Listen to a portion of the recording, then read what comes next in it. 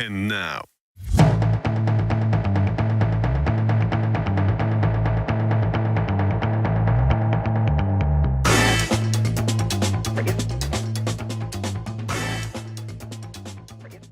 Psychology of business. All right, so some more words from the wise.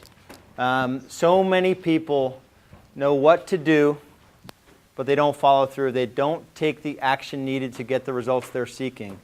This is because 80% of mastering anything comes down to your psychology. Thus, the more you can understand about yourself, the more you can master sales, management, marketing, and business overall.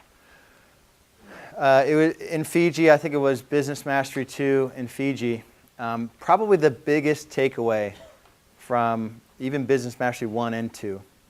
Most of it, and I was just talking to Lisa. Lisa went to a Tony Robbins event, and I don't really recommend Business Mastery. I think Date with Destiny and some of the other stuff he does is good. But the biggest takeaway was just the emotion that's required. I mean, he took us, and obviously it's like Tony Robbins. It's only 50 of us, and I am not Tony Robbins, so I'm not going to get you guys to jump around and clap your hands. But we were at the top of our lungs, screaming. And you can't record, but I recorded it just so I can sort of play it back. I should have brought the audio. I am a gladiator. Winter is my season. This was when the economy was a little bit darker than it is today. So it was winter for sure. It was like 2010 or 11 maybe. Winter's my season. This is my time. Give me your fears and limitations and I will give you results. So especially in winter seasons, I mean, agents freak out. They're like always like half in the door doing real estate, and like half they can just go back to what they were doing.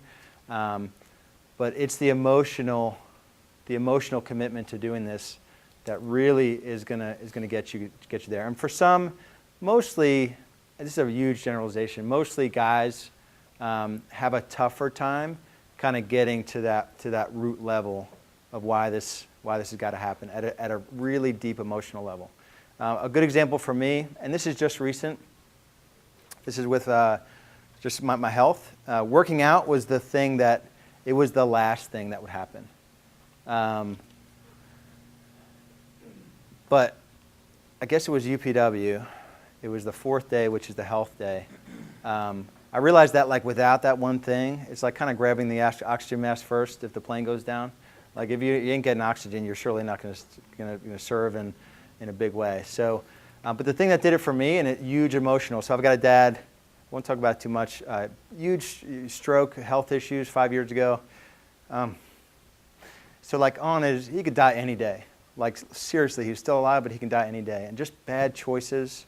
And I don't think he'll have more than a handful of people that need to know that he died.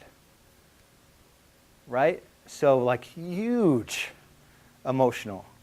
Why? You think I'm going to like complain about getting up at 5 o'clock in the morning when I'm thinking about my dad and having like less than 5 people there when he dies? And then my kids, like I've had some of you, who did I have print out the picture and put the caption next to the picture?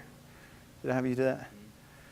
So like your kids, if you've got kids, that's another big reason, So when I think about playing with I think I'm a bit aggressive on this one, but I've done the numbers once and it seemed like it was possible, but playing with my great-grandchildren, I don't even know if it's possible, great-great.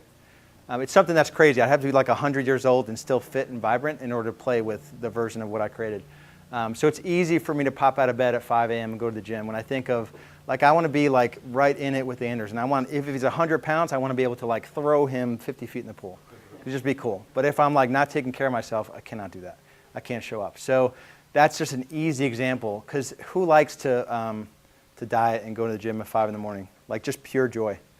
1, 2. Upham gets up at 4, so it wasn't. That's different. But I promise you, if you attach emotion to it, and it's the same thing with business.